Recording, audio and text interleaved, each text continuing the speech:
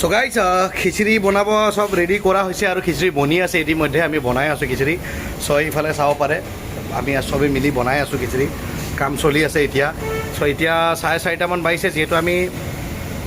এতিয়া 4:30মান বাজিছে যিহেতু আমি 7:30 8টাত আমি চাৰিআলিত মানে খিচিৰি দিম চ' তাৰ কাৰণে আমি এতিয়া ৰেডি কৰিছোঁ অলৰেডি এতিয়াৰ পৰা বনাই ল'লে এতিয়া ডিষ্টাৰ্ব নহ'ব আৰু স্পটত যাই বনালে মানে জানেই নহয় বহুত কষ্ট হয় চ' আমি অলৰেডি বনাই আছোঁ আৰু ইয়াৰ পৰাই লৈ যাম চ' এনেকৈ চলি আছে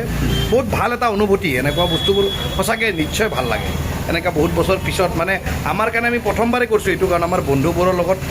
মন মিলে আৰু ভালকৈ ফিলিংছ এটা বহুত বছৰৰ পৰা কৰিম বুলি ভাবি আছিলোঁ কিন্তু মানে তেনেকুৱা প্লেনিং নহয় আৰু তেনেকুৱা চবৰ লগত মিলা নাযায় চ' এতিয়া ছাডেনলি আমাৰ মাইণ্ডত আহি গ'ল একদিনতে আহি গ'ল চ' লগালগ কৰি দিলোঁ চ' আপোনালোকে চাই থাকক ভিডিঅ'টো কেনেকৈ পাব আৰু এনেকুৱা কৰিব লাগে যেতিয়াই পাৰে মানুহ নিশ্চয় ভাল কাম এটা কৰিব লাগে কাৰণ এসাঁজ মানুহক যদি খুৱাই সুখী কৰিব পাৰে তেনেহ'লে তাতকৈ ডাঙৰ কোনো কথা নাই মেইনলি ভক্তবোৰক